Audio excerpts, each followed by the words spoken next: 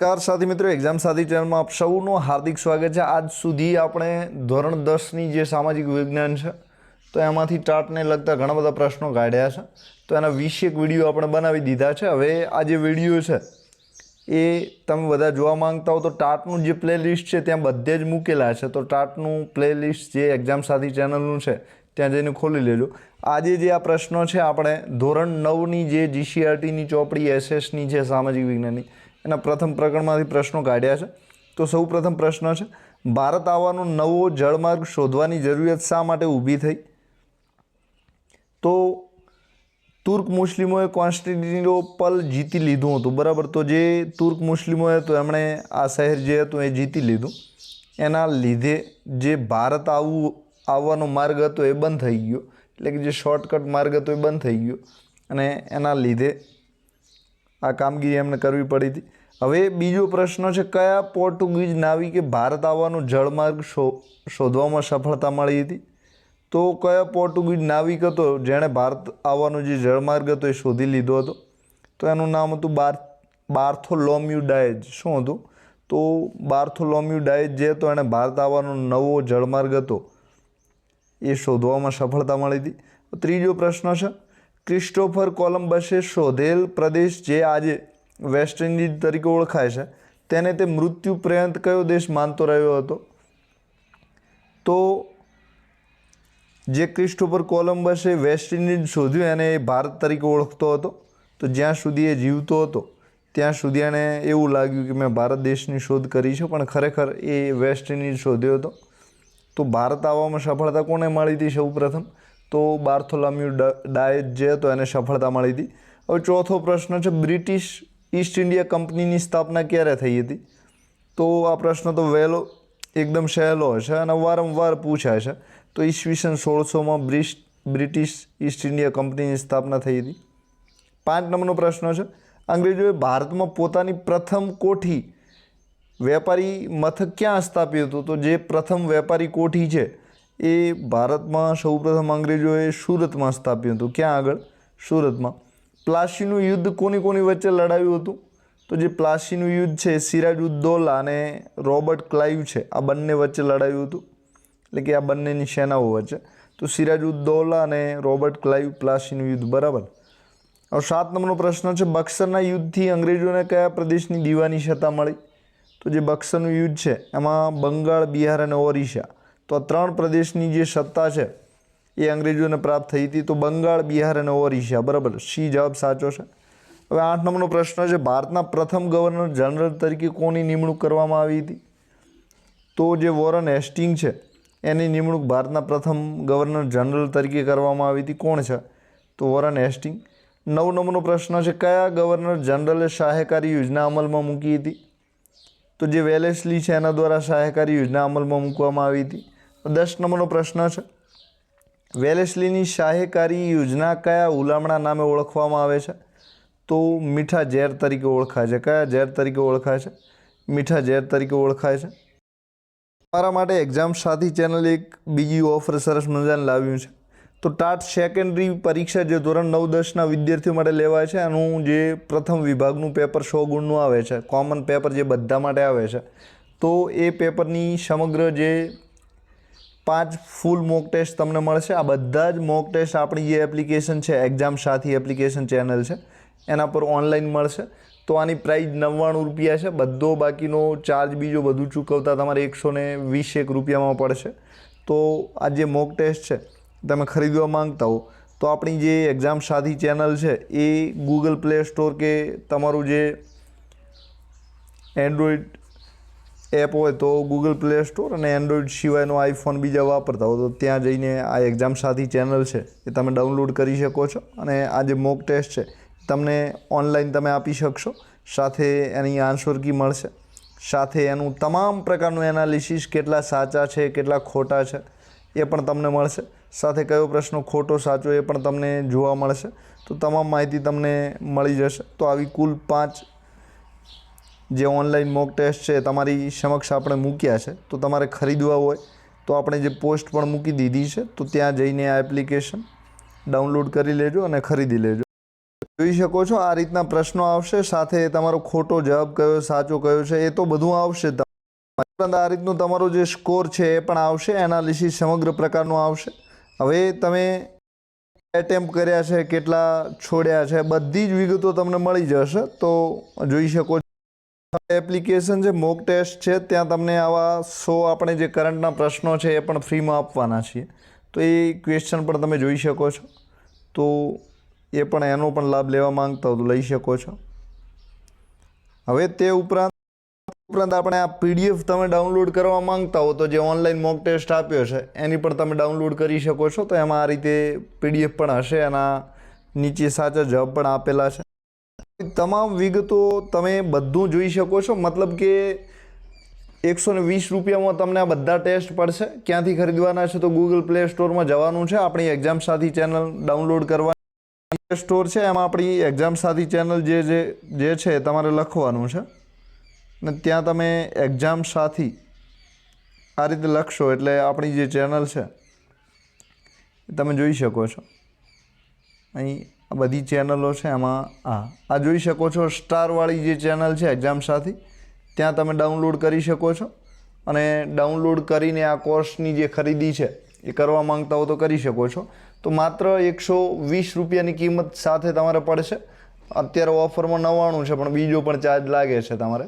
તો કુલ 5 online mock test મળશે, એનું સમગ્ર સોલ્યુશન મળશે, સાથે ડિટેલ સોલ્યુશન મળશે, સાથે આન્સર કી મળશે, સાથે તમામ પ્રકારનું એનાલિસિસ મળશે, જેમાં તમે તમામ વિગતો જોઈ શકો છો. તમારા કેટલા સાચા છે, કેટલો ટાઈમ તમે આપ્યો છે, સાથે કયા સેક્શનમાં તમારે કેટલા ગુણ આવ્યા છે. તો તમામ વિગતો તમે જોવા માંગતા હો તો મોક ટેસ્ટ સિરીઝમાં જોઈ શકો છો. તો ખરીદવા માંગતા હો તો તમારી પરીક્ષાને માત્ર 3 મે 2026ના રોજ તમારી ટાટની પરીક્ષા છે. તો અચૂક ખરીદી શકો છો. સાથે તમારી જે પ્રેક્ટિસ છે એ રિયલ ટાઈપની થશે. તે ઉપરાંત તમે પીડીએફ ડાઉનલોડ કરીને ઘરે બેઠા આપવા માંગતા હો તો પણ તમે આપી શકો છો. તો તમામ પ્રકારની સુવિધાઓ માત્ર 120 રૂપિયામાં તમને મળી રહી છે. તો આ 99 રૂપિયાની આપણે ઓફર રાખી છે. તો તમામ ટેસ્ટ ખરીદવા માંગતા હો તો અચૂક ખરીદી લેજો. આમાં વિચાર કરવા જેવું નથી. ઓનલાઈન ટેસ્ટ મળશે, સાથે રિઝલ્ટ પણ તાત્કાલિક મળી જશે. તો અચૂક જોઈ શકો છો. સાથે જે એસએસની તૈયારી કરી રહ્યા છે ટાટ એસએસની, તો જે પીડીએફઓ છે જોતી હોય ત્યાં પણ આપણી જે એપ્લિકેશન છે ત્યાં આવી પીડીએફઓ પણ તમને મળી જશે. તો ત્યાં જઈને ડાઉનલોડ કરી લેજો. કારણ કે આટલા બધા વિડીયો બનાવવાનો અત્યારે ટાઈમ નથી, એટલે આ પીડીએફઓ તમે સીધી વાંચી શકો. તો પીડીએફઓ પણ તમને ત્યાંથી મળી જશે. હવે 11 નંબરનો પ્રશ્ન છે, સહાયકારી યોજનાનો સૌ પ્રથમ કયા રાજાએ સ્વીકારી હતી? તો જે સહાયકારી યોજના છે એને સૌ પ્રથમ જે હૈદરાબાદના નિઝામ છે એના દ્વારા સ્વીકારવામાં આવી હતી. તો કયો જવાબ સાચો છે? બી. તો સહાયકારી યોજના જે છે હૈદરાબાદના નિઝામે સ્વીકારી હતી. 12 નંબરનો પ્રશ્ન છે, ચોથા મૈસૂર વિગ્રહ દરમિયાન કયા શાસકનું મૃત્યુ થયું હતું? તો જે ટીપુ સુલતાન છે એનું મૃત્યુ ચોથા મૈસૂર વિગ્રહ દરમિયાન થયું હતું, એટલે કે બી જવાબ સાચો છે. 13 નંબરનો પ્રશ્ન છે, કયા ગવર્નર જનરલે ખાલસા નીતિ અમલમાં મૂકી હતી? તો લોર્ડ ડેલહાઉસી દ્વારા ખાલસા નીતિ જે છે એ અમલમાં મૂકવામાં આવી હતી. હવે 14 નંબરનો પ્રશ્ન છે, બિનવારસી મૃત્યુ પામેલા રાજાઓનું રાજ્ય કઈ નીતિ હેઠળ અંગ્રેજો પડાવી લેતા હતા? તો એવી કઈ નીતિ હતી જેના હેઠળ અંગ્રેજો પડાવી લેતા હતા? તો એ નીતિનું નામ છે ખાલસા નીતિ.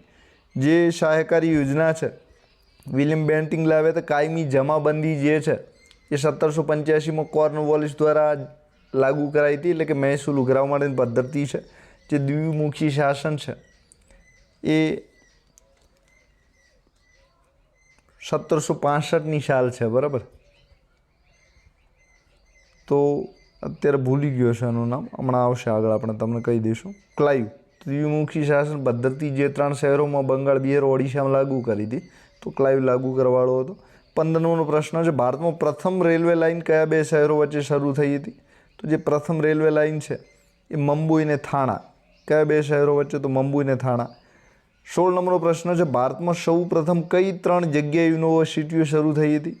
તો એવી 3 જગ્યાઓ તમારે ઓળખવાની છે. તો મુંબઈ, ચેન્નઈ, કોલકાતા.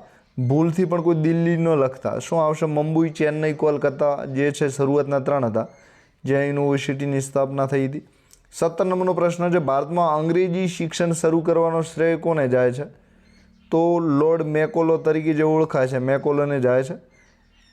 એ જવાબ સાચો છે. ચાર્લ્સ જે વુડ છે એ વુડના ખરી તો એમના સમયમાં આવ્યો હતો, તો જે ભારતના મેગ્ના કાર્ટા તરીકે પણ ઓળખાય છે, તો ચાર્લ્સ વુડ, બરાબર. હવે 18 નંબરનો પ્રશ્ન છે, પ્લાસીનું યુદ્ધ કયા વર્ષે લડાયું હતું? તો જે પ્લાસીનું યુદ્ધ છે એ 1757માં લડાયું હતું, એટલે કે બી જવાબ સાચો છે. 19મો પ્રશ્ન છે, બક્સરનું યુદ્ધ ક્યારે થયું હતું? તો જે બક્સરનું યુદ્ધ છે એ ક્યારે થયું હતું? તો 22 ઓક્ટોબર 1764. ક્યારે થયું હતું? 22મી ઓક્ટોબર 1764. 20 નંબરનો પ્રશ્ન છે, કયા ગવર્નર જનરલના સમયમાં બાળ લગ્ન પ્રતિબંધક ધારો પસાર થયો હતો? તો 20 નંબરનો ડેલહાઉસી. કયો આવશે? તો જે બાળ લગ્ન પ્રતિબંધક ધારો છે એ ડેલહાઉસીના સમયમાં લાગુ થયો હતો. હવે આ વખતે 9-10ની સામાજિક વિજ્ઞાનમાં જે હિસ્ટ્રીનું પેપર લેવાયું છે એમાં ઘણા બધા પ્રશ્નો પૂછ્યા છે, રિપીટ થયા છે. તો આપણી જે મોક ટેસ્ટ તમે જોયા છે એમાંથી પણ ઘણા બધા પ્રશ્નો આવ્યા છે. તે ઉપરાંત સામાજિક વિજ્ઞાનમાં તો ધોરણ 9-10ના મોક ટેસ્ટના જે MCQ તમે એક વખત કરી લેશો તો તમારી તૈયારી જે છે એ 60% તો કમ્પ્લીટ થઈ જશે.